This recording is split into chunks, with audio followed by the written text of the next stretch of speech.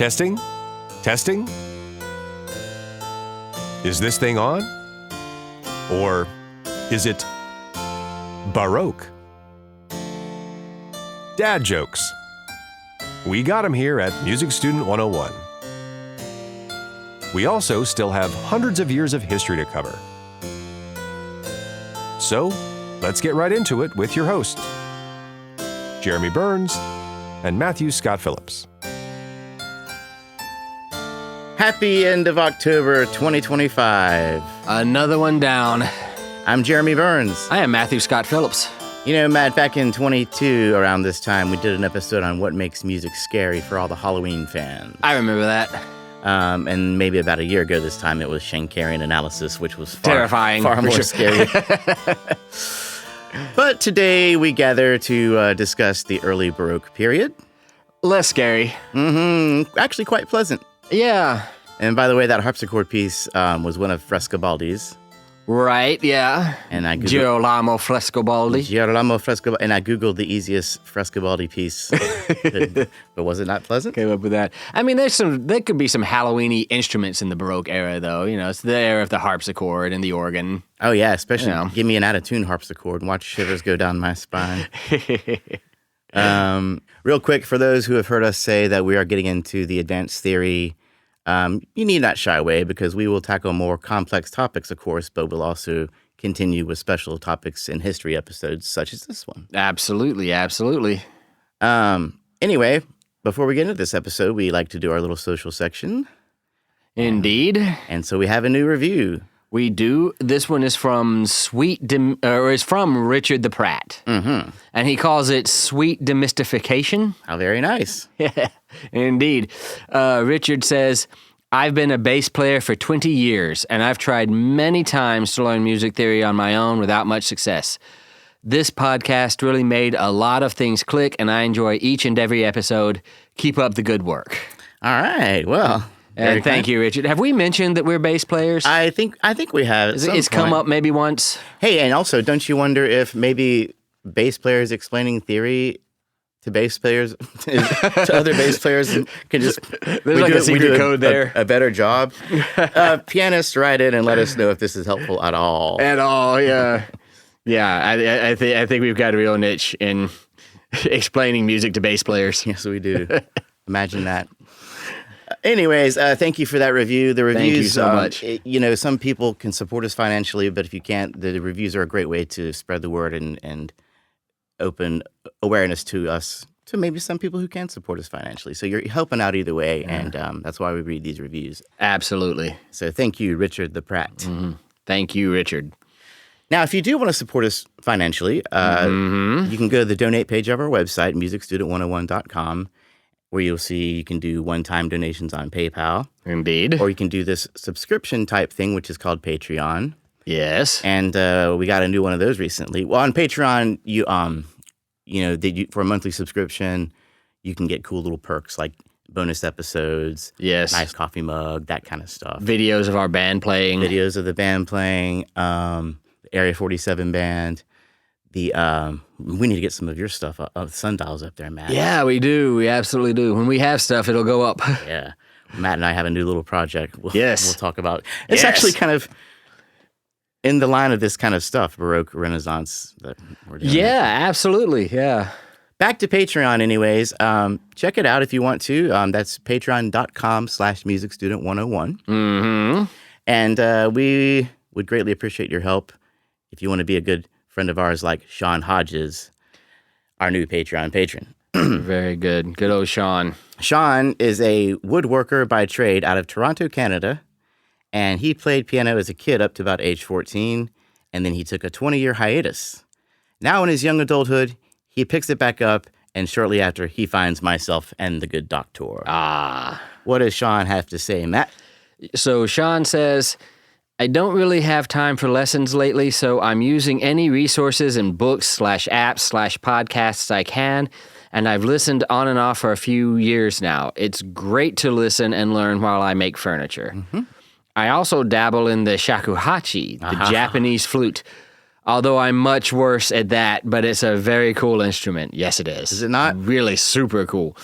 Look it up if you're not familiar. It's awesome. A quick digression. I've been playing a lot of Assassin's Creed Shadows lately. So you've heard some shakuhachi. I'm hearing plenty of that, and I love it.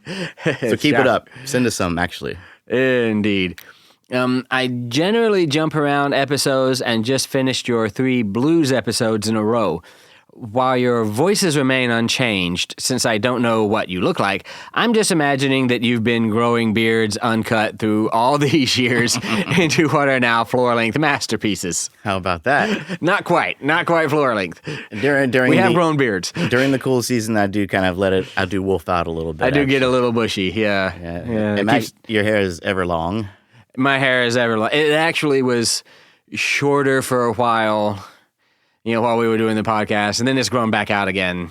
Yeah, I'm just a long-haired person at this point. Yeah, apparently, according to my identity. According to one of our listeners, Matt looks like the rock star. I look like a basketball gym coach or something like that. A high school gym coach.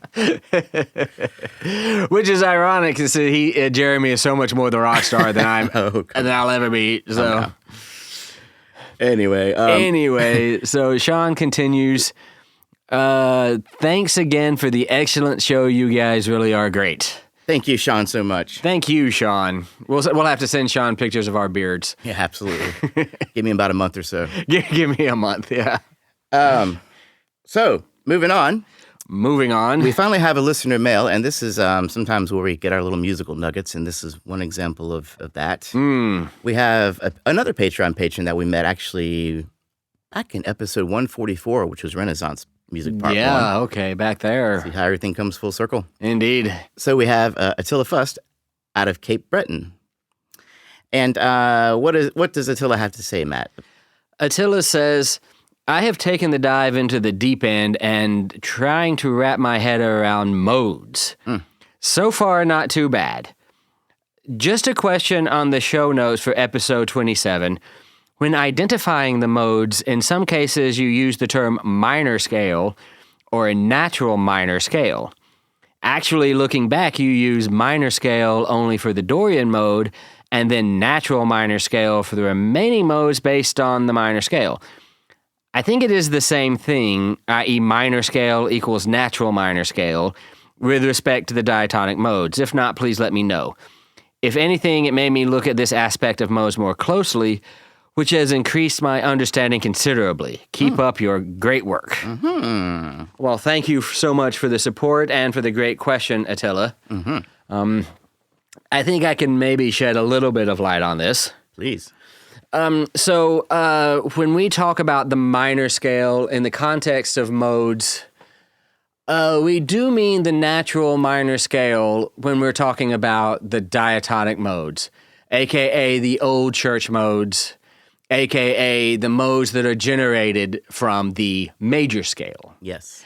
And the natural minor scale is, get ready for mind-blowing here. The natural minor scale is, in fact, one of those modes generated from the major scale. It is the equivalent of the Aeolian mode, mode 6, right? So Aeolian mode, natural minor scale, same notes. Yeah. Same notes there. So you can say A Aeolian or you can say A natural minor. You're talking about the same notes. So, context, being you can use one or the other depending on, your discussion or whatever. But yeah, so as long as we're talking about the old church modes, aka what they sang in the Middle Ages and Renaissance, the diatonic modes as we call them now that were generated from the major scale. Sorry, we're all talking about the same thing there. So yeah, natural minor in this context. If I shortened it and said minor scale. Sorry, but I did mean natural minor. Yeah, minor. When we're saying minor scale, we're saying natural minor. Basically, the question being, are those two equivalent? Yeah. 1, 2, flat 3, 4, 5, flat 6, flat 7. Yes. Something else we might do sometimes is talk about, for example, Dorian mode as being a minor mode or a minor scale. This is determined by the fact that it has a flat third relative to the major scale, right? So 1, 2, flat 3, 4, 5, 6, 7 is Dorian mode, right? Phrygian also has a flat third relative to the major scale. So 1, flat 2, flat 3, 4, 5, flat 6, 7, right? Right. So that's what we mean when we might say the Dorian mode is a minor mode, or Phrygian mode is a minor mode, as opposed to Lydian and Mixolydian, Lydian, which are major modes, because they have the same natural third, raised third, mi, as the major scale. So for the major modes, you have basically Ionian, Lydian, and Mixolydian. For the minor modes, even more, you have Dorian, Aeolian, Locrian, and Phrygian. And then Locrian is just weirdness. It's its own little thing. It's just weirdness, yeah. It's technically, I guess you'd call it a diminished mode. It has a flat fifth, Ooh, yeah. So messed up. Also, I know we've digressed, but one last little thing about this is, so the natural minor scale is what we talk about when we talk about the diatonic modes generated from the major scale. Other minor scales, such as harmonic minor and melodic minor, those are what we think of as altered scales. Yeah. As in they were not generated from the notes of the major scale the way the modes were. We did something. We raised those sixth and seventh notes just sort of arbitrarily. For a variety of reasons. Yeah. There are 6 modes to the seven. Long day. There are 7 modes to the harmonic minor scale too, and they have weird names like Phrygian dominant and stuff like that. Oh yeah. We need to get into those, don't we? A little bit. We haven't really stepped into that kind of stuff a whole lot yet. That might be good fodder for future episodes. That's more of that advanced theory we were talking about. More of that advanced theory, yeah. And same thing with melodic minor. They generate modes of their own. Yeah. Well, it's appropriate that we have a little mode talk at this time because A, they will likely be touched on in these music history episodes, and B, that's one of the first things I wanted to demystify when I was learning theory, and I bet I'm not alone. Right? It's kind of funny, I mean, as you might imagine, I dive into Facebook groups and podcasts and the like that have to do with music theory, and read stuff about it. It's kind of part of my thing, and it always, what mystifies me is not the modes. What mystifies me is the mystification around the modes. It's like people are inventing all of these very, very elaborate ways to think about them, and it can feel like, wow, if I didn't feel like I had a good grasp of the modes already, it could feel like, there are these very mystifying, almost magical, highly mathematical, like, you have to study for years to truly understand. It's really not that hard. Yeah. People can overcomplicate just about anything. Yeah, absolutely. But start with the basic generative from the major scale stuff in our episode on modes. You'll be great. Yeah, for those of you who are just finding this show because you want to learn about the Baroque period, just know that we do numerous discussions and ear training episodes for all the modes, so go back and check them out. As Attila was saying, episode 27 is a great place to start. Absolutely. But here we are to talk about... To discuss the Baroque era. Yes, we do. Yes, we are. Yeah. The era that I once read described as a conflagration of disparate things. Like, it wasn't defined by a particular movement or technological advancement or societal change so much as it just happened to be the period where all this stuff was happening. Yeah. So, Matt, you're going to kind of take the lead on this one. I suppose I probably should. You taught this class many times. I did. And now you teach me and our listeners. Peppered with my jokes and my questions. So what we're talking about today is the early Baroque period. So the Baroque period...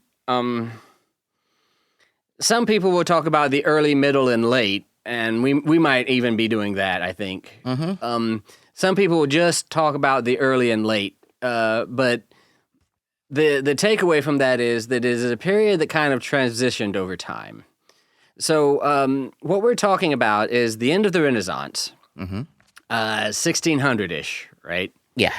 Until the beginning of the classical era, which is sometime in the mid-1700s.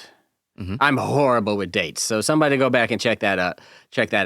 But we're talking about the time after the Renaissance, after Josquin des Prez and all of that, Renaissance polyphony and all that, and before Franz Joseph Haydn and the classical era with Haydn and Mozart and Beethoven, right?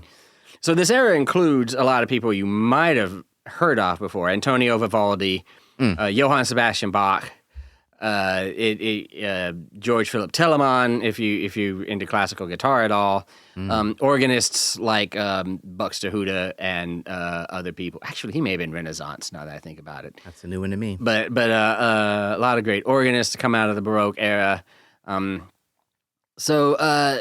It's an era defined by kind of just what happened in this time period, honestly.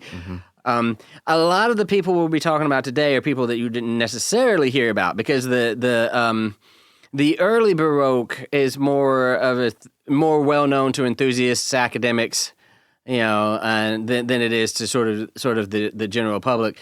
But a lot of what happened to transition us sort of out of the Renaissance, with all of its quirks and characteristics, and more towards what we think of today when we think of classical music, which is the Western art music tradition, right? The European art music tradition is what is classical music. What we think of as classical music.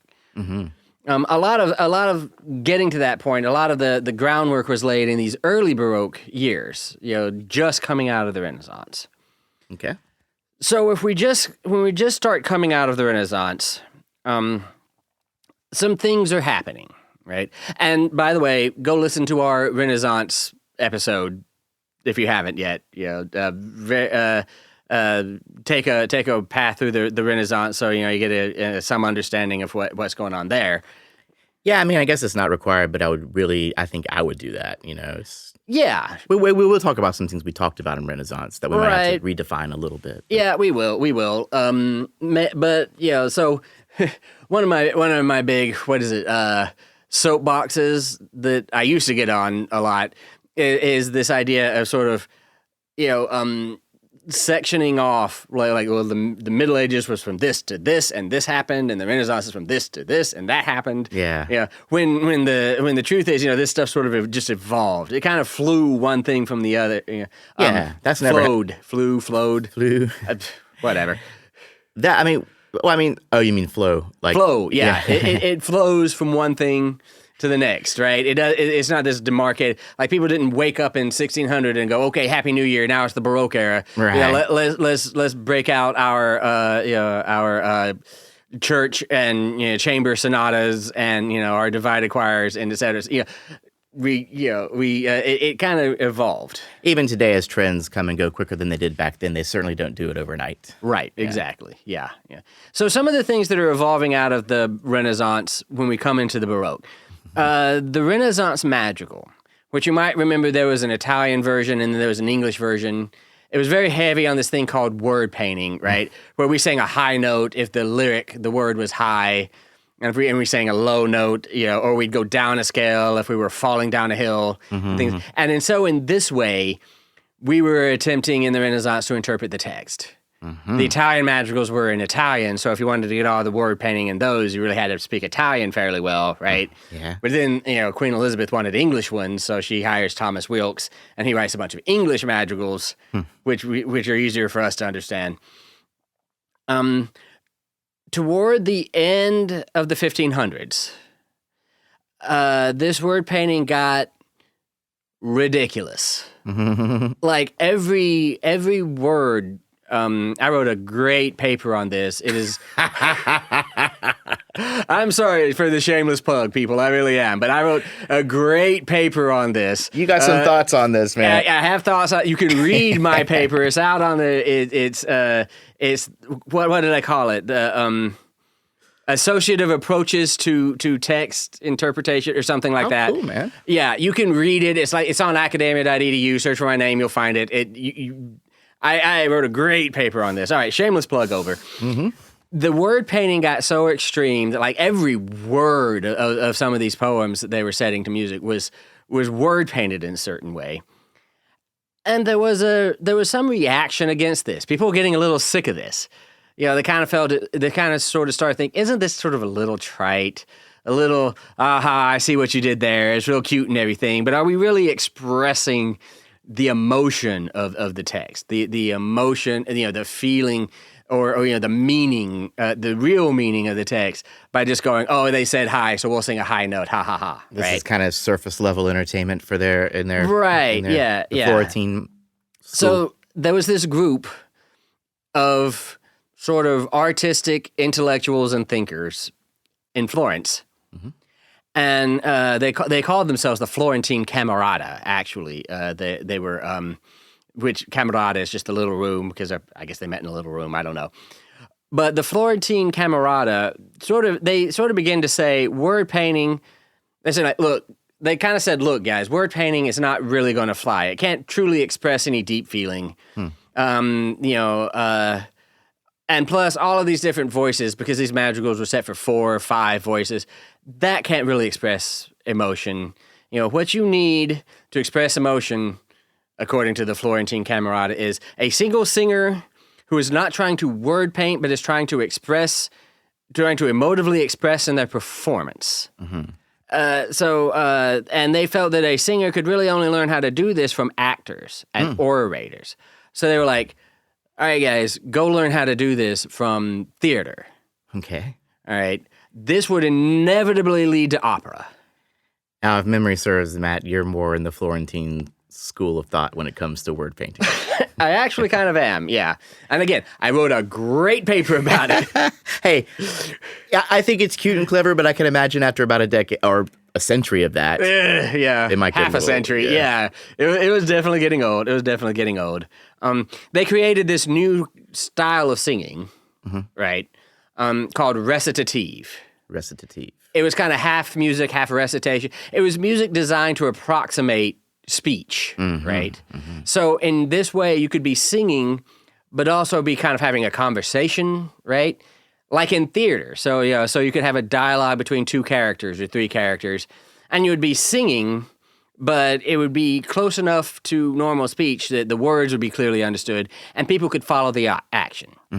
So they kind of separated singing into recitative, where, you're driving a plot forward with dialogue and conversation, and aria, where you're singing emotively and musically and expressively in order to express your innermost feelings.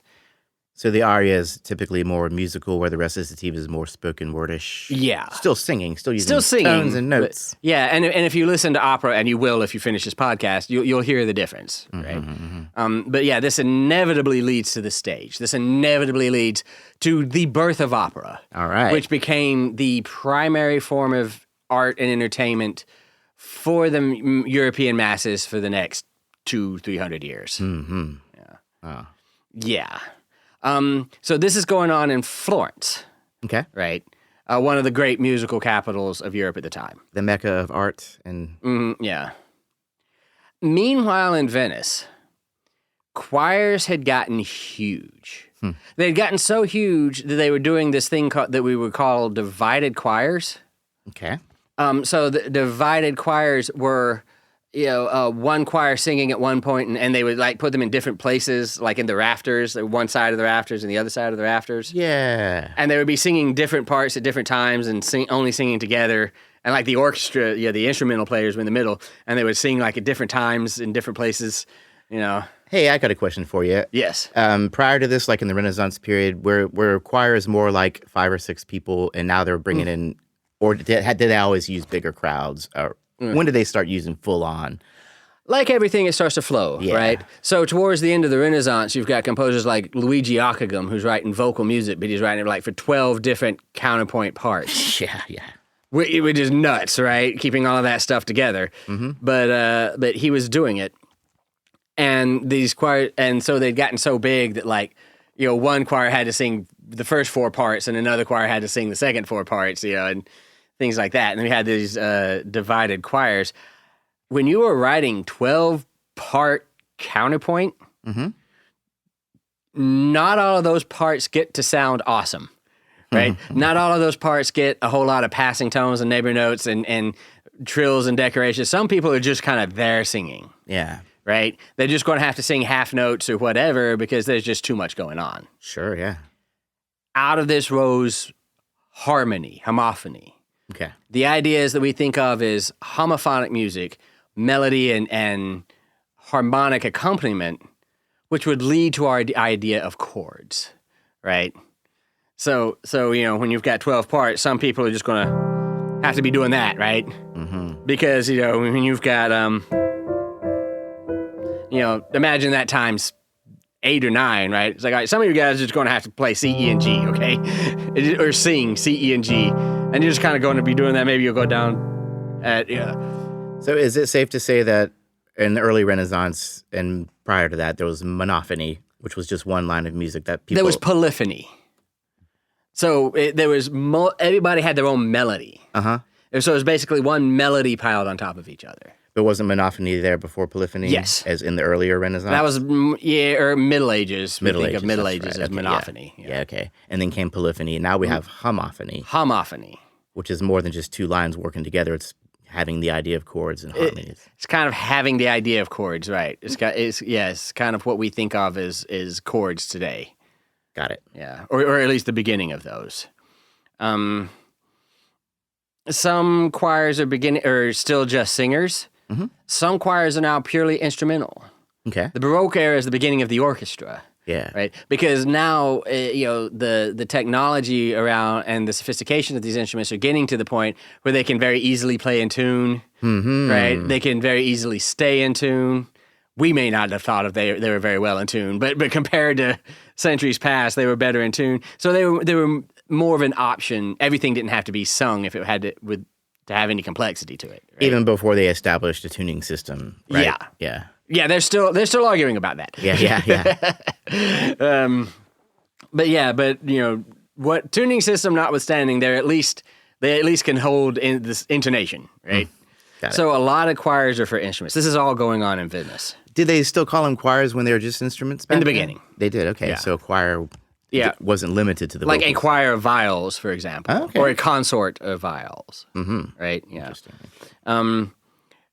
Because of all of this, these new developments, extravagance and magnificence became a real ideal, right? Mm-hmm. We wanted big choirs, and we wanted our music to be very rich, very complex, lots of moving parts, right? Very emotional. Mm-hmm. We wanted all of this. We weren't really about simple music in the Baroque era. All of this was very big. It was very rich. It was very thick sounding. With lots of different moving parts, right? Ironically, this extravagance had to be controlled by a greater sense of organization, right? So the listener wouldn't move. Like I said, when you've got 12-part polyphony, there's just too much going on. Some people are going to have to sing relatively simple lines. It's like having 12 people talking to you at one time and trying to zero in on which one. Exactly, yeah. So it needed a much greater form of control and organization. And again, this is sort of the birth of the orchestra, which is kind of a tightly controlled ensemble because there's 60 people, right? Mm-hmm. It's kind of the birth of that idea. So I want to play you something. Okay. Right? This is a motet, O Magnum Mysterium. Mm-hmm. This is by one of the first Baroque composers we have. His name is Giovanni Gabrieli. Right on. He's very famous. He wrote a very famous trumpet concerto, one of the earliest trumpet concertos there are. So Giovanni Gabrieli, he's one of two Gabrielis in Venice. The other one is his uncle. Mm-hmm. He's an organist. His main gig, by the way, in the Baroque era, the nobility and the church were the two big places some composers could work. Yeah. Right. You were either working for the church or you were working for some noble, somewhere. Gabrieli was working for the church. He was the organist at St. Mark's Basilica in Venice. Mm-hmm. He liked to produce brilliant echo effects by placing singers in the church's balconies, so they would sound angelic, right? Kind of washing over you. I love that. Yeah, he's thinking about effects. It's kind of like the first time people started actually intentionally using effects, right? Yeah, and not to mention, it's probably a stereo thing going on too. Yeah. So, Gabrieli uses two choirs. I mean, everywhere in life there's stereo going on, but this is intentional stereo. You know what I mean? This is low key like Dolby Surround, right? This is Baroque era. This is Baroque era IMAX is what this is. Oh, yeah. And it was written for the Christmas season. The text marvels that the lowly animals were the first to see baby Jesus, which is a very Baroque thing to sing about. Is that to accent his humble beginnings? Yeah. Is that the idea? Yeah. The music is not humble. Gabrieli uses 2 choirs, right? So a divided choir. Okay. Both with 3 voice parts and 4 instrumental parts. Plus an organ. So this is gigantic. This is enormous, right? Yeah. This is part of the this is sort of part and parcel of the times, especially in Venice. These big, huge productions. So later in the piece, if you want to listen to the whole piece on your own, definitely do that. There's an Alleluia section where the choirs are echoing back and forth across each other, and then come together again at this big climax, and they sing Alleluia. More for emphasis. This kind of thing imposed organization, right? This imposed organization of Baroque music, very evident here in that everybody has the same words, tempo, meter, the texture, who's singing and playing when, there's the use of melodic sequence, which is a big Baroque thing, right? All designed to sort of keep all these people in check. You can't do this like you could in the old days in the Renaissance where you just gave 5 people, the book with the music in it and let them all sing. There's a lot of people involved here, so we have to organize this better. Yeah, no kidding. Music notation is starting to come into its own too, right? Yeah, the idea of meter is starting to come into its own. The idea of tempo is starting to come into its own. Oh, that's so cool. It's starting to become easier to people to stay together. So the advent of meter signatures, or no? Not yet. the advent, but them starting to come into their own. The notion was there back in the Ars Nova in the Middle Ages even, and it carried through to the Renaissance. But they're starting to become more like what we would recognize as meter signatures today. Okay. Yeah. Let's see here. So do you want to give this a listen? Yeah. Is it time to do that? This is called O Magnum Mysterium By Gabrieli. by Giovanni Gabrieli. Yes. So I found this performance by the Boston Camerata in 2018 at the First Church Congregational in Cambridge under the direction of Anne Azema. And this is kind of a more stripped-down version of the choir, but all the instruments are there. Plus a harp. I don't even know if the harp was a part of it, but I don't know either. enjoy, y'all. Here we go.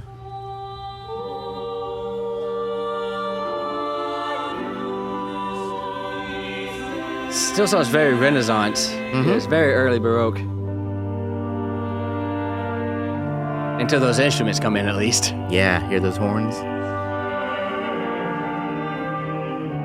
If you're watching the video, it's kind of cool what a big sound this small ensemble can put out. Yeah, and you can see them split into the 2 different choirs, too. Yeah.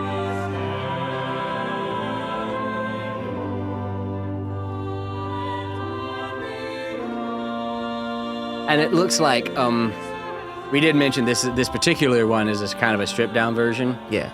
It looks to me like they may have just like 1 singer per vocal part. Yeah. Yeah. Whereas, in other representations, you can have 3 to 4, like full choirs to soprano, alto, tenor, bass on a part. Yeah. So they get kind of huge, but you can hopefully at least even now hear the sort of opulence that is sort of a feature of Baroque music. Yeah. Early Baroque, at least, right? All Baroque, really. I think it Baroque? stays there, until people get tired of it and the classical era happens. All right. Well, let's continue, shall we? Yeah, so some other things that are a big part of the early Baroque era. I mentioned tempo coming into its own, meter coming into its own. Mm-hmm. Rhythm is also coming into its own. Okay. Now, by rhythm, I mean the lengths of the individual notes, the combinations, dotted quarter, eighth, 2/8, and a sixth, or whatever, that would make up, I'm not talking about beat. Or pulse. Yeah, or pulse, or tempo. I'm talking about the how long each note is and the sort of the combinations of long and short notes that make up the music. That is rhythm. Note values. Right, yeah, the note values, the length values. Rhythms in Baroque music are very irregular, Quarter, quarter, 4/8, quarter, quarter, 4/8, quarter, quarter, 4/8, kind of thing that happens a lot. Okay. Right? Yeah. Bum, bum, ba da, ba da, da. I mean, I could almost write a Baroque piece, right? Oh, yeah?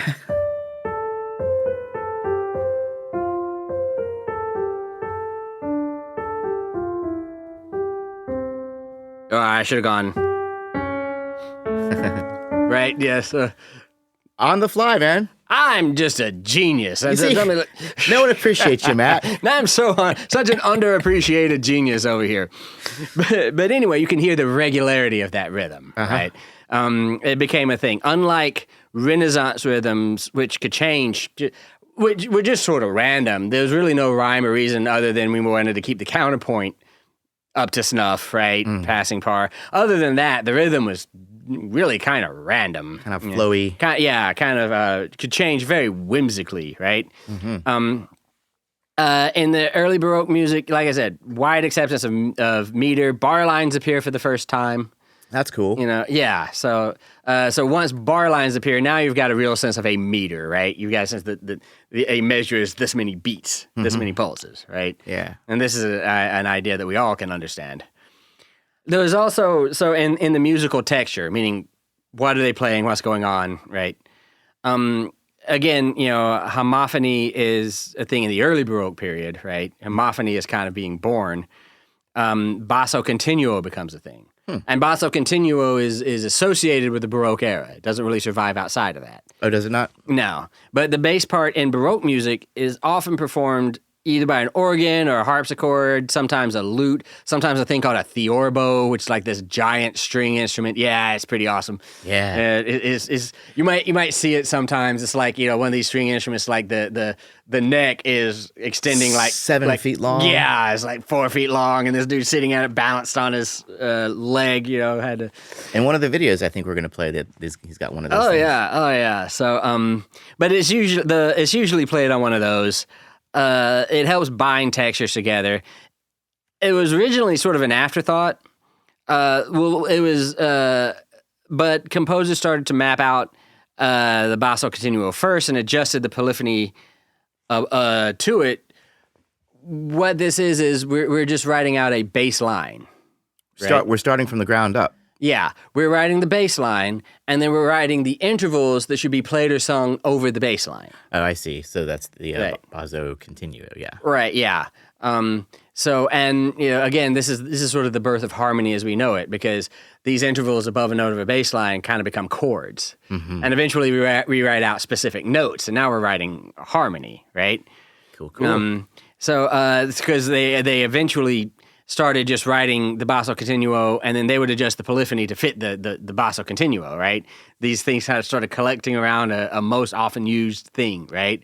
Where it's like, oh, well, A, C sharp, and E go together, so we'll use that, and we use that a lot, to get to the point where if you've got an A, it's like, well, play a C sharp and an E over it. It works. Yeah, right? sounds good. And then these chords start coming together and increases our reliance on harmony, on homophony.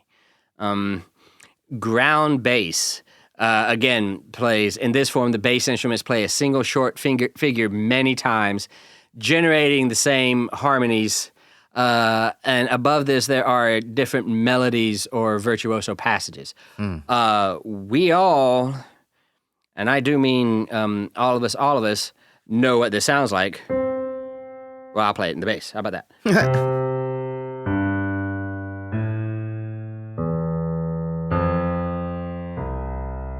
And then, right?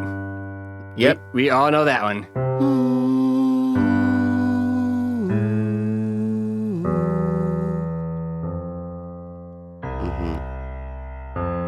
And the bass does that the whole time, right? Sure, yeah. This is why your cello player hates playing this at your wedding. Yeah, but the listeners never get sick of it. Never get sick of it. And, if you've heard, that's Pachelbel's Canon in D, obviously. And if you've heard it, you know that a whole bunch of, frilly violin stuff happens over the top of it. Yeah. Yeah. That is a ground bass, right? Ground bass, huh? And then another name for that is basso ostinato. Ostinato just means the same figure repeated over and over again.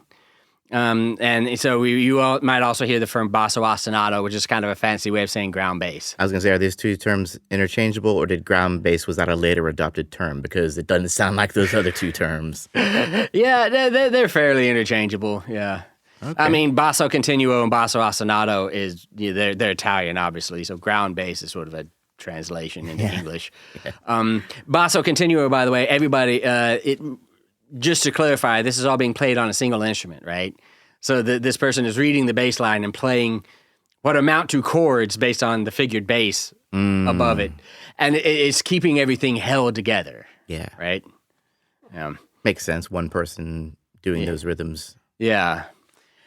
And functional harmony. We've spoken a lot about this kind of thing, haven't we? It's sort of one of the centers of our entire podcast. Yeah. I don't think if there weren't functional harmony, would we have a podcast? Functional harmony is basically what you're learning when you take music theory in college, and it developed in the Baroque era. It developed alongside the development of the modern major and minor scale system. In the Middle Ages and in the Renaissance, we were all about the modes, right? So there were the old church modes, so there were some differences between what we think of as modes today, but it was the same basic idea. And things would be in Dorian or Mixolydian or Phrygian or not Locrian, but but things would be in all these different modes. And in the Baroque, they center around Aeolian and Ionian. Okay. And they call Ionian major, and they call Aeolian minor. And we have the beginnings of our modern major-minor system. And this created this system by which all chords sort of lead in a logical way towards the tonic chord, right? Which obviously, listen to any theory episode we've done, and you'll hear us talking about this, right? About how, they're designed to sort of flow and then come to rest at the tonic chord, which is, of course, the chord around which the scale is centered. Now one chord follows another. So again, we are moving away from our reliance on counterpoint, like you might think of it as raw counterpoint, right? The idea of note against note, and moving towards our notion of chords flowing from one to the other. Now, this flow of chords is still possible via the laws of counterpoint, right? The scale degree 7, going up a half step to 1, fa resolving down to mi, right? Scale degree 4 down to scale degree 3. These little things are what are making this possible, but our focus now is on chords flowing towards the tonic chord. 148 episodes in, and my mind is still blown by how we primates organize sound in this manner. Oh, yeah. You know what I mean? It's totally arbitrary. It's amazing. Yeah. Yeah, the 12 notes we're using is number one, an arbitrary selection of frequencies. And then, the idea that, 7 must resolve up to 1, or fa, or 3, or 4 resolves down to 3 is kind of arbitrary again, but you hear it enough, and you start to expect it. Yep, we have been conditioned. Yeah, and I suspect that this is what happened to them. Everything was getting so chaotic that we needed more control. More control led to more regularity. More regularity led to a kind of shorthand for the kind of counterpoint that would work, and that shorthand was basically functional harmony. Yeah, this is my personal theory. I can't prove this. That's very well put. But I think this is essentially how it went. Right? I buy that. Yeah. Not just because I'm your co-host and your lifelong friend. Yeah. Every now and then I've had just enough coffee that some great idea sparks. You find that sweet spot, huh? Yeah, right. So some things that kind of came about during the early Baroque music, right? Some things that we think about is very important to music even today. Okay. Yeah. Speaking of things that were born in the Baroque era, you may have heard of opera. I think I've heard about it. Some fancy thing fancy people do. How would you define opera? What do you think of when you think of the word opera? It's a play where there's way more singing and music than the average play, and it's often in a language I do not understand. Fair enough.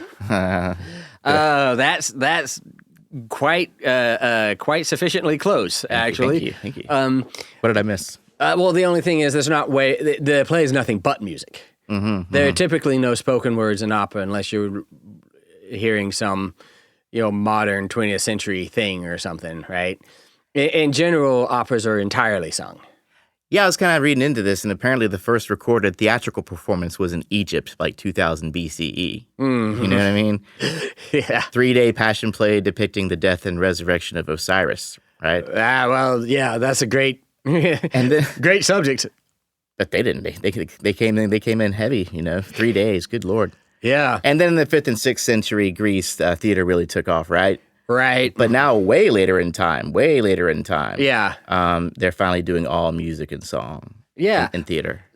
Because we finally we just decide, hey, we could do this in music. Well, the Florentine Camerata, remember those guys we were talking about? Yeah. They kind of decide, hey, we could do this kind. Yeah, theater's been around forever. European theater has been around since ancient Greece, which by this point has been a millennia plus, right? And now we finally decide, hey, we could do this in music. All we have to do is do this thing where, when we're talking to drive the plot forward, we sing in recitative, right? Speech-like, so people can understand. And then we'll use arias to sing, about our emotions, right? To capture their imagination and to put them in another place. Yes. And opera is basically that. It is like a play. It is a dramatization of some story with their characters, costumes, scenery, and music. Everything is sung, usually accompanied by some manner of instruments / orchestra. Set decorations. Yeah. Many a balcony to sing from and to. Yeah, indeed. Wagner would much later, talk about opera as the Gesamtkunstwerk, the total work of art, because it just encapsulates every art there is. According to Wagner. And I don't like to quote Wagner a whole lot, but because I don't like Wagner. I might side with him on that, though. He's not wrong. Yeah. You got visuals, you got music, you got story. You've got theater, acting, drama. Yeah. You don't really have sculpture unless you can pay for a couple of statues. Yeah, right. But or pay actors to stand very still. Right, yeah. But there you go. So, wow, out of Egypt. I believe it. I love how Europe thinks that they discover something every time they decide to get around to doing something that has been going on. Like polyrhythms. Europe and the Western world didn't discover polyrhythms in their classical music until literally the 20th century. And they're like, this is the 20th century now. We're doing all these new things like polyrhythm. Look at this new groundbreaking thing we're doing now that we're calling polyrhythm. Everybody in sub-Saharan Africa must have looked at this and gone like, guys, yeah, right. Our ancestors did this. What are you talking? Afro who? You're right, exactly, yeah. But first operas in Europe, anyway, are merely court entertainments, right? So, noble has a party, they schedule some opera singers, they come, they sing and, jostle around, and everybody has a good time. In 1637, though, under the direction of the Florentine Camerata, who, by the way, includes among their number Vincenzo Galilei. No kidding. The father of Galileo Galilei. No, yeah, okay, yeah. Yeah. But they build the first opera house in Florence. And then, operas could do their thing. They could combine music with acting, scene design, special effects. For the Florentines, this became the primary form of entertainment. It was the way people used to go to the movie theaters. Like, this is what you did on a Friday night, right? Go see the latest opera at the opera house, right? And they finally have a venue that can successfully accommodate what they need for that. Yes, indeed. And composers have a third place they could potentially work, right? They can write operas for the opera house. So you can work for a noble, or you can work for the church. Now you can write operas for the opera house. For the people. For the people. Finally. Yeah, man. Yeah. And a lot of them took to it like a duck to water, right? A lot of Baroque composers we know as opera composers, right? And their operas are divided into these two types of singing. There are others that come along, But basically, there's this recitative, declaiming words in this theatrical manner, right? And this is used for characters to talk to each other, talk about the story. It's like, oh, you're in love with the Count of so-and-so. Well, he cannot have you because, I, your father, blah, blah, blah, blah, blah, blah, blah, right? And, move the story along. And then there's the arias where they sing very musically, very expressively, very show-offy. You get to show off their vocal skills. And this is sort of the equivalent in theater of a soliloquy, right, or a monologue. They're just going to sing by themselves, solo, and sing about their feelings. I was going to ask about that. So the aria is usually more a solo performance. Yes. The recitative, I can never say that. The recitative. Say it for me real quick. The recitative. The recitative is, are there more people involved in that? There can be, yeah. There can be, okay. There can be. There's usually at least two. I mean, there can be just one person talking to themselves. It happens, but they can. There's usually two. There could be, a whole cast. Okay, and so those are the main two kind of forms of performance. But I know there's been operas where there's a whole group of people singing like a choir, right? Yeah. So you're thinking about a chorus, and the chorus can sing, and when the chorus sings, they're usually sort of expressing the general opinion of the public, right? Oh, okay, yeah. So like, I can't believe she's married him. It's kind of whatever, right? And then there are things like duets where people are falling in love, and so they sing a duet where they're both singing about their feelings about being, which is sort of a variation of an aria, right? So stylistically, these are kind of the two main ones, especially beginning. It's still kind of an intimate, private moment because there's two of them, but it has the same intimacy. Yeah. Okay. Yeah, go see Aida, which is not Baroque. It's 19th century, but there's a beautiful duet at the end. It's worth going through the whole thing. But anyway, yeah, so who is doing this? Well, one of the people doing this is a guy named Claudio Monteverdi. Now, that name I do know. Yeah, it's Italian for Green Mountain, Monteverdi. Nice. Yeah. Monteverdi is a central figure. He first works in a town called Mantua, tiny little town in Italy. He eventually moves to St. Mark's in Venice. Oh, is that where the other cats were? Yeah. It was a big place in the early Baroque. It was a big musical center. Kind of the way Notre Dame was for the organum in the Middle Ages. Got it. Yeah. He was probably one of the first composers we think of as being called too radical. Oh, do tell. So by the time Monteverdi's around, everybody's doing this whole major-minor scale harmony thing, right? These diatonic chord things, right? And every major-minor scale has these notes, and we take all of our chords, right, from those notes. That's the way it works, the way it's supposed to work, right? Tried and true. Monteverdi is taking notes out of those, and they... Right, kind of thing. So he's kind of introducing chromaticism, huh? He in fact coins the term. Oh, because he calls these notes from outside of his scale chroma. Okay. Colors. Yeah, I love it. Yeah, he thinks of them as little colorations that help him express the emotion. Right. Kind of one of our first really radical You're crazy, man. These notes don't sound good together, man. Kind of curly, and he doesn't care. And of course he continues to do his thing. He writes many operas in which this is. He's sort of a student of the Florentine people himself, and he's trying to express emotion here, right? And he's using these colorations to do it, right? So chromaticism has infected music ever since there was a major and minor scale to be not in, really. So he wrote many operas. One of his most famous, the one you hear in music appreciation classes a lot, is Orfeo. Okay. Right? And the subject matter of a lot of these early operas are, epic Greek mythological tragedy kind of things. Supernatural. Yeah, I mean, you kind of have to wait until Mozart and opera buffa to get operas, talking about how, the guy's wife wants to sleep with his best friend, and the guy secretly knows that, so he's going to put them together to try to that kind of stuff. See, that's a far cry from the church. Oh, right. So when did we really? Mozart was a far cry from the church. Mozart was a far cry from the church, and that's the classical era. Let's not get ahead of ourselves. Okay. But to your point.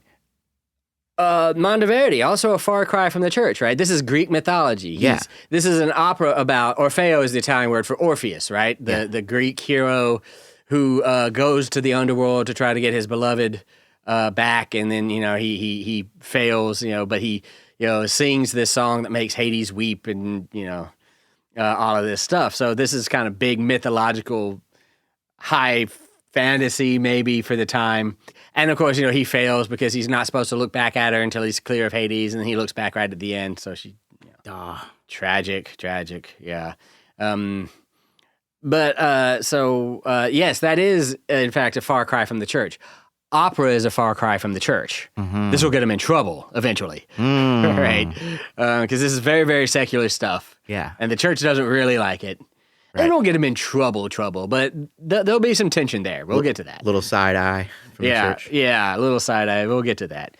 So, and then there's this other opera that we can listen to this. This opera is called The Coronation of Poppaea. Okay. Poppaea. Yeah. It is the story of Nero's mistress, Poppaea. So from ancient Rome, Nero's mistress, who successfully schemes to get Nero's wife sort of deposed and slandered, right? And divorced from, and her best friend advisor gets killed, right? Because of Poppaea's scheming. So for revenge, the wife, Octavia, blackmails Poppaea's lover, Ottone, into attempting to kill her, and all of this kind of, which fails, and this results in this big kerfuffle, and Octavia, the kind of the villainess, gets exiled, right? Lord. Yeah. What a mess. Yeah, well, it had to be entertaining, right? This is people's primary form of entertainment. Soap opera. Yes. Hey. Absolutely. All right. I get it now. There's nothing new under the sun. Yeah. Right? So, there's this recitative in which Poppaea is trying to convince Nero to stay with her. Mm-hmm. They're kind of in bed together. And she's saying, tornerai, Italian for won't you come back to me, right? And, he at first doesn't, he's kind of non-committal, right? It's like, well, there's a lot to do. It's like, well, I love being with you, but, it's like, I'm the emperor here, And she kind of keeps pressing him, and he finally says, all right, I'll come back, right? And this is recitative. These are the two characters talking, so it's advancing the dialogue a little. All right, let's listen to that then. Okay, so this is what a recitative sounds like. And again, this is from Claudio Monteverdi's The Coronation of Poppaea, from Das Monteverdi Ensemble Zurich, featuring Rachel Yocker and Eric Tappy.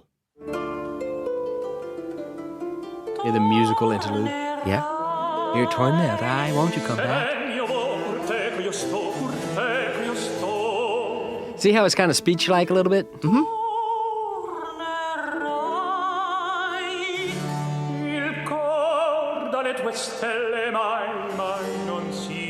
So you can sort of, if you spoke Italian, you'd be able to understand them fairly clearly. Mm-hmm. Right? A little harpsichord action going on. Very Baroque of them. Yep.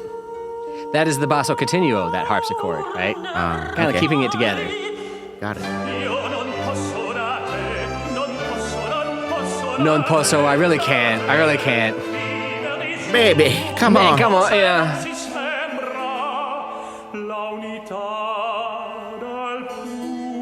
And there are two people singing. So. There are two people singing, yes. The characters of Romeo and Poppaea. And they are talking about relationship stuff. Mm-hmm.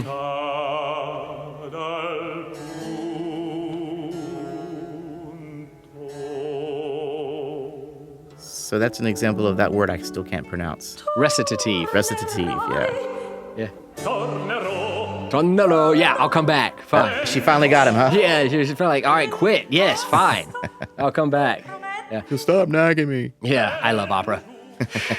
So that's a recitative. Lovely. Right? They're speaking in dialogue. They're advancing the plot. If you listen to the whole thing, it's actually really kind of, to me, it's kind of awesome. At some point, you hear her say, Nero, Nero, calling him by name, Nero, right? Mm-hmm. Nerone in Italian. Mm-hmm.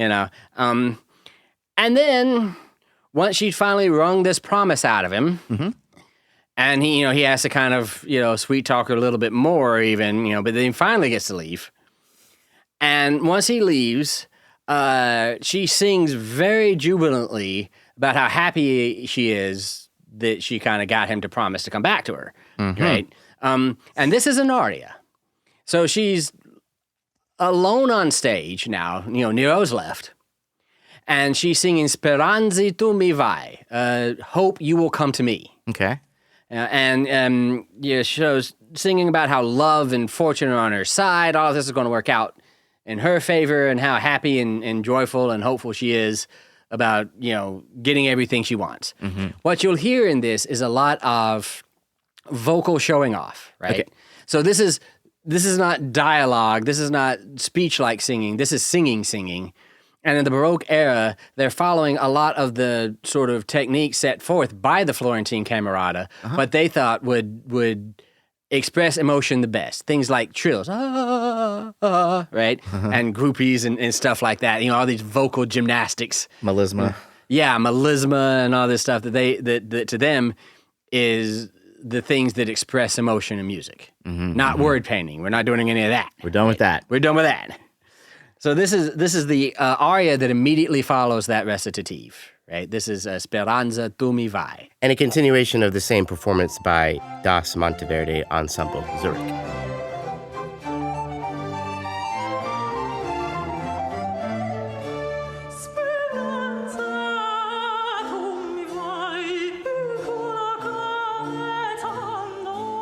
A little flourish there.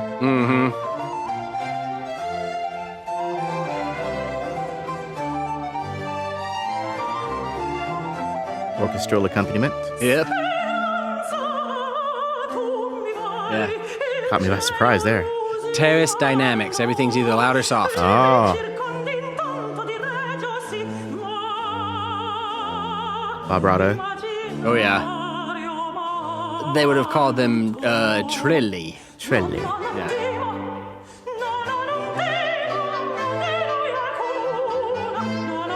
So she's trying to sing to express her happiness. Right? Yeah.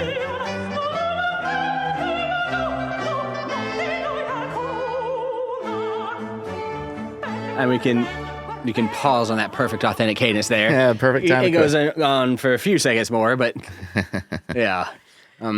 So recitative, dialogue, advancing the plot, aria, virtuosic singing, expressing the emotions of characters. Very nice, very nice. Yes. That's the gist of the opera, pretty much, right? In a Especially nutshell. in the early Baroque era, yeah. This is kind of what we're dealing with, is these dramas done in this way. Like I said, there are also choruses, that can represent the sort of opinion of the public when they're involved.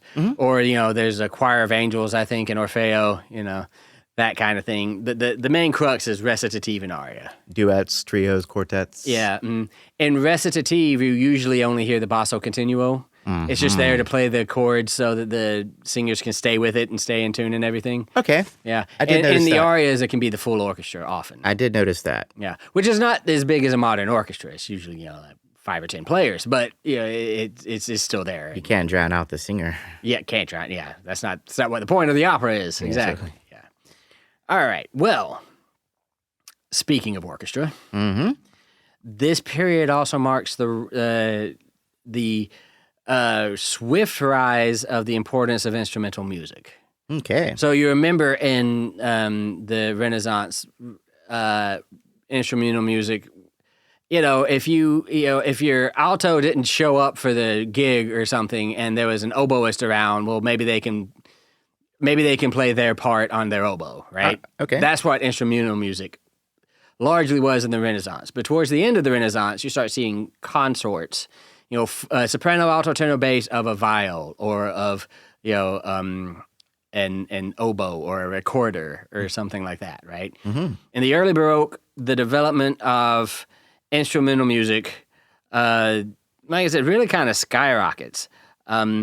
It's music with no words, right? For the first time, we can trace this back to 3 big sources. Okay. There was dance.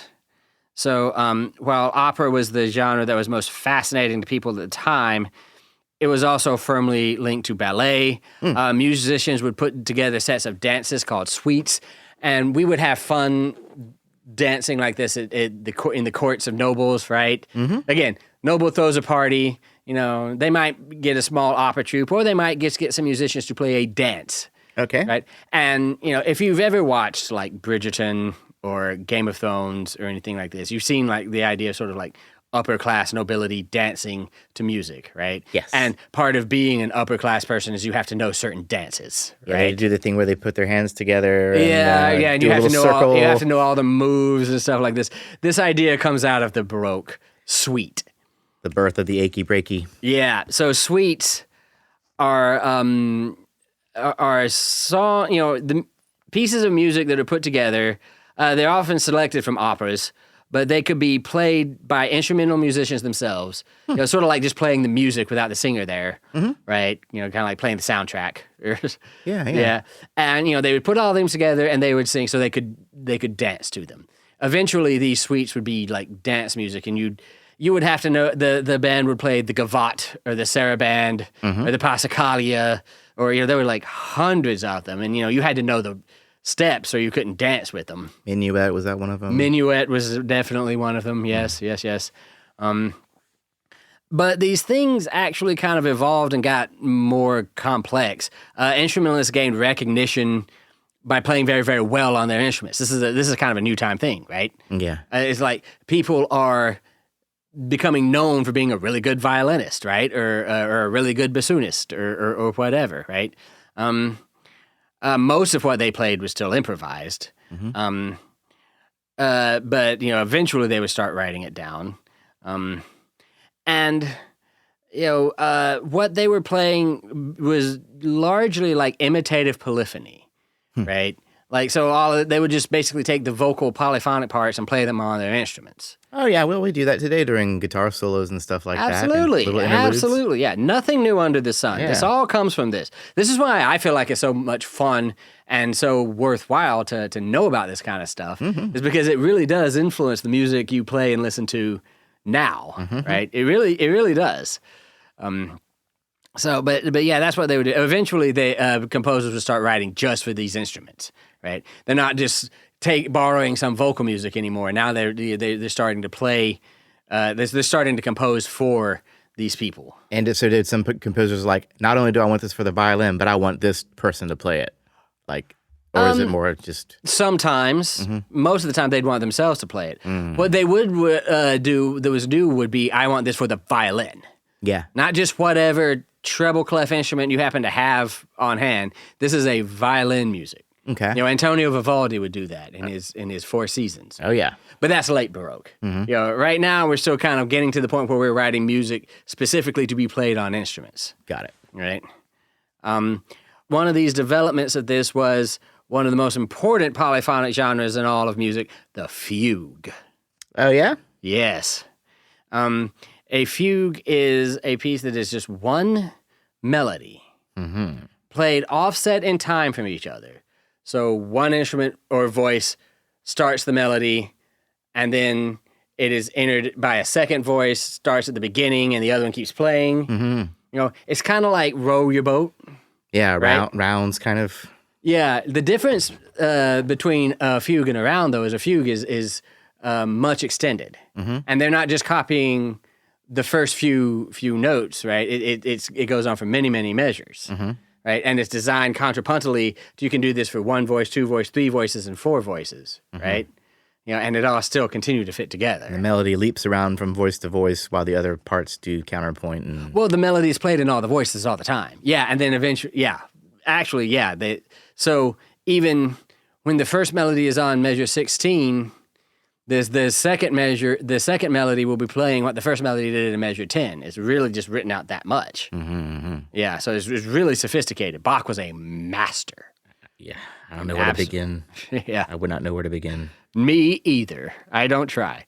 And then the other big musical form that came out of this was variations, right? You pick a theme, and then you play that theme over and over again with different improvisations, different variations and things on that theme. Yeah, we've talked about that. Yeah. There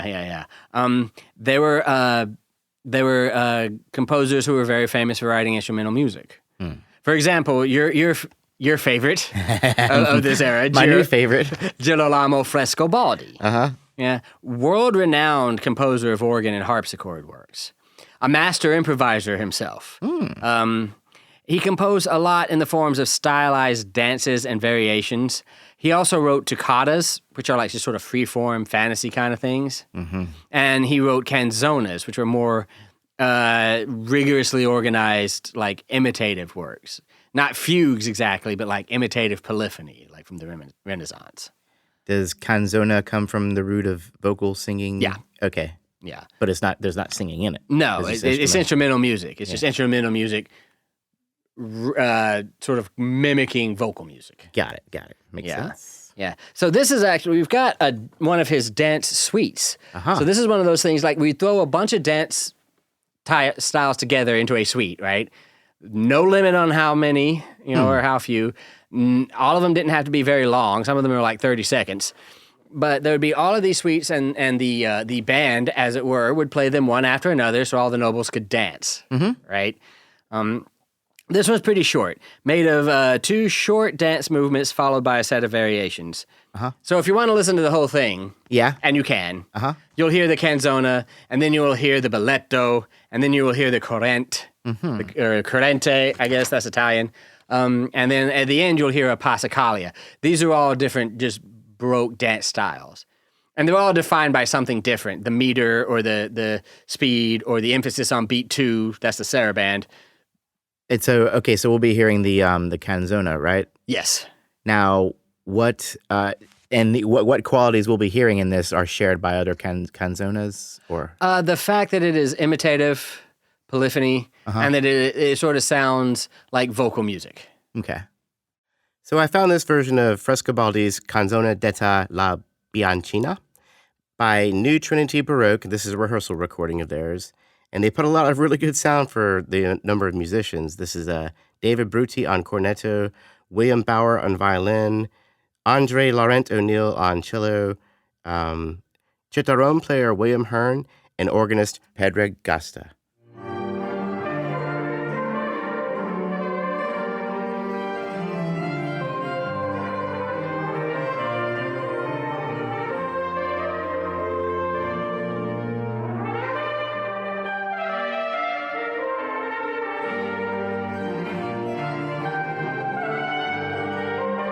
Pretty upbeat.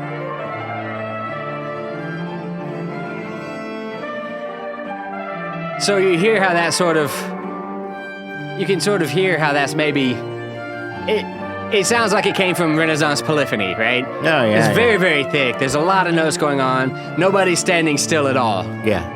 This must be a faster dance because it seems like it's got some good energy to it. Yeah, it must be a faster dance, yeah. And I was trying to peg the meter. I think it was just a common time kind of thing, wasn't it? I think so. Yeah. Yeah. You would hear this to begin with, and then all the real dancing would begin when you brought out the gavotte or the jig. The ancestor to the jig. Once Ireland found the jig, they changed it into jig. Yeah. 6/8 time, right? All of these different dance styles, they would all have particular dance moves and particular musical elements, like we emphasize this beat, or we're in this meter, or we're at this speed even, that made them different from each other. And so that was the canzona. That was an example of that. What would we listening for in the other two, other 3 kinds, like the balletto? Yeah. Well, some of the things you could listen to are... so there are always these 2. So it's this AABB form, right? You play a thing, you play it again. You play the second thing, and you play it again, and it just kind of goes over and over and over like that. Dance music needs to be kind of predictable, right? Because they got all these moves that they got. Yeah, it's helpful to be able to remember where you are, and stay in time, yeah. And again, listen to Irish music, listen to jigs and reels today, and how many of them do a thing and then repeat, do a second thing and repeat that. That's exactly what they do. It's exactly what they do. 8 measures, repeat. 8 measures, repeat. Yeah. Yeah, exactly what they do, yeah. So again, this is stuff that influences music you listen to still today. This was the birth of this idea. I love it. Yes, indeed. Okay, so that was a little bit of Frescobaldi for you guys. A little bit of Girolamo Frescobaldi. Look him up. And that was the suites, which are for dances. Yes. Pretty good stuff. Yes, and that's what instrumental music is in the early Baroque, is it's largely like dance music. And for the first time too, right? Like, in that culture, or just around, well, in Western music anyways, huh? Yeah. Yeah. There might have been a little bit of that in the Renaissance, but it really kind of takes off in the Baroque. And then in the classical era, people are just supposed to know. They don't really dance these dances anymore, but everybody's supposed to remember them when you talk about the minuet and trio. And that's just something the orchestra plays. You're not supposed to get up and dance to it, but you're supposed to know the form. Right? You're dancing in your head. You're dancing in your head, right? Now, we haven't talked a lot about women in music, mainly because there were not a lot of women composers back during these times, but there was Hildegard of Bingen. And during this period, the one that we know most of is Barbara Strozzi. Barbara Strozzi, who is a force to be reckoned with. So she is probably the most prolific composer of secular music in this time. So she didn't do a lot of she did not do a lot of masses or sonata di chiesa type stuff, right? She did not do a lot of church music. Matter of fact, she didn't do any, to my immediate recollection. Oh, all secular, huh? Yeah, she did not have the support of the church, but she definitely did write a lot of these Italian madrigals. Yeah, and she also wrote operas and standalone arias. She was extraordinarily prolific. A little controversial, a little bit of a hot button. You know, everybody kind of had an opinion on her. You know, a lot of people claimed that she used her sexuality to be popular, right? Okay. Yeah. I mean, there's this famous painting of her where she is partially exposed. You know, and lots of people did that back then, though. Yeah, I mean, it was Venice in the Baroque. Yeah, art. Yeah, but you know, in any excuse to think that'll you know. I should not wax political. Such was the patriarchal thing. Yeah, such was the patriarchal society, exactly, right. Yeah, lots of people did it, but not lots of people were writing Italian madrigals that were better than a lot of other men who were trying to write Italian madrigals, so have to tear her down somehow. Good point, yeah. But she was also a very good singer. Now, she kind of began her life as a singer, right? And 12 years old, she's singing. Her father is a member of this sort of society, and these societies were everywhere. You know, this is something from the Renaissance that came into the Baroque, but his particular one, the Accademia degli Incogniti, the Academy of the Unknowns. Really, incogniti means more hidden, really. Yeah, I would maybe translate that as the Academy of the Hiddens, or it's incognito, right? Speaking of Assassin's Creed. Right, yeah. Musical assassins. Yeah, and, they discussed religion and art and aesthetics and, everything else. Not a big focus on music. But her father then would branch out and establish his own academy, the Accademia degli Unizzoni, the Academy of Unity. This group would meet at their house, and Barbara would sing for them and play harpsichord for them. Some of her works, she wrote a book of madrigals, Il Primo Libro di Madrigali. Right, the first book of madrigals. She would publish 8 volumes more, and it is a lot of basically madrigals and other Italian secular music. Very, very, very famous composer of operas and of secular music in Italy in the Baroque era. And most of this secular music coming out of this time and place were kind of romance-based. Romance-based, yeah. Drama-based. Some of it's, like all of the opera of the Baroque era, some of it could be based on old Greek or Roman mythology. A lot of it. Yeah. But sung in the sort of Florentine camerata way, right? With the basso continuo and the emphasis on emotion rather than, and drama rather than word painting. Yeah. Very cool. Yeah. Barbara Strozzi, actually, we did an episode, we did a series, we're working on a series called Women in Music, Yes. Where part 1 was ancient music and maybe Middle Ages music. Part 2, we got into the Baroque period, and we do speak extensively on Barbara Strozzi. On Barbara Strozzi. In that episode. So if you want to go back to episode 97, Women in Music Part 2, you can learn even more about Barbara. Indeed. And other women composers of the period. And many others. And we hope to keep that going. Absolutely, we will. Well, do you want to try and do a quick recap? Let's see if we can recap. So the early Baroque. We come out of the Renaissance, there's a reaction against word painting. The Florentine Camerata says, no, let's do stuff that's more emotional, right? Meanwhile, in Venice, there is all of these huge, elaborate choirs with all of this stuff going on, like in O Magnum Mysterium, very rich music. Not just big choirs, but a number of big choirs. A number of big choirs, yeah. We started to develop new textures that are designed to give us a little bit more control. Things like basso continuo, where an instrument is playing the bass line and some chord progressions to keep everything together, right? Chord progressions become a thing, right? We lean more towards homophony, right? There's ground bass, like in Pachelbel's Canon in D. And we didn't talk about it, but wasn't the basso continuo kind of the origin of figured bass?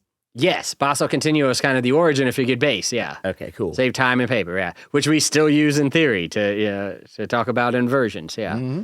Functional harmony comes out of all of this for the first time. Music theory as we know it today, right? Which I'm just thinking is probably why we think of the Baroque era as the first part of the canon, right? The first music we have that we think of as classical music, not ancient classical music, or not contemporary classical music, but classical music. Yeah. Body of work, right? It kind of begins in the Baroque era because it begins with functional harmony. We're not in the Renaissance fair anymore. No.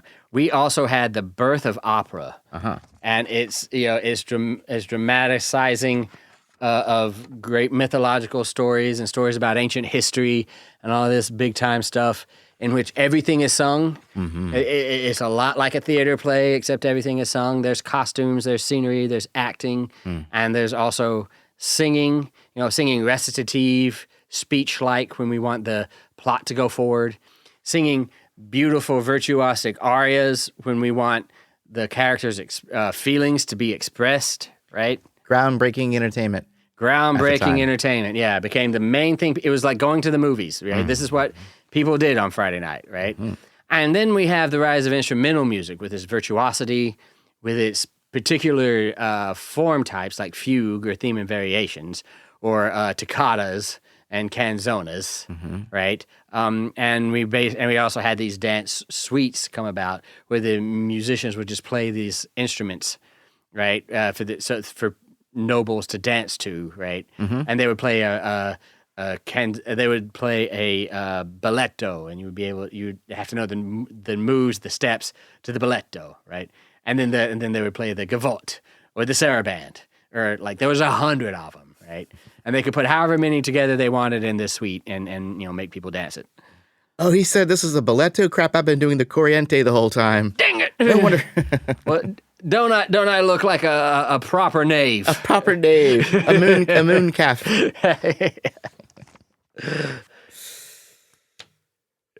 So that's basically that's the gist of it, huh? I'm still laughing over proper knave. Sorry. Okay, yeah. Yeah, and that's basically the gist of the early Baroque. Now, next time we get into this, we'll talk about the middle Baroque and how things start to develop. But this is the early Baroque coming out of the Renaissance.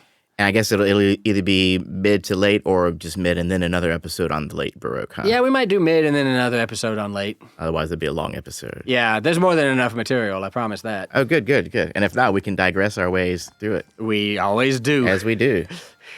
I don't think we said that once this episode. Man, is that a... No, but we definitely did some digressing. We did. We just didn't call ourselves out We on it. didn't call ourselves out on it.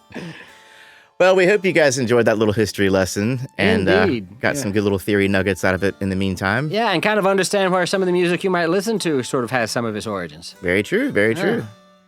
And also, I want to say that we're going to set links on our websites for all the mentioned performances. So please help us help them help us. Right. By liking, subscribing, and sharing. Then maybe we won't get a cease and desist. Yeah, from Girolamo Frescobaldi. Yeah. His estate. His estate. Yeah, no, I don't think so. I think he's pretty well in public domain at this point. Yeah. Oh, and also, before we get out of here, don't forget, like I said earlier, we got one more episode until it is time for our listener compositions episode. So send us your stuff. Which we do every 10 episodes. And, we're a little shy right now. So Send us some more stuff. We need music. Send us your music. We love your music. We want to hear it. All right. Hope to hear from you soon, and we're going to keep this thing going. See you soon. There's still plenty more to say on the Baroque period and others beyond it. So stay tuned for more history. If you wish to support us financially, you can find out how to do so on the donate page of our website, musicstudent101.com. You can also help us out by leaving reviews, liking, subscribing, and sharing on your listening platform and on social media. And for questions or comments, you can reach us at info@musicstudent101.com.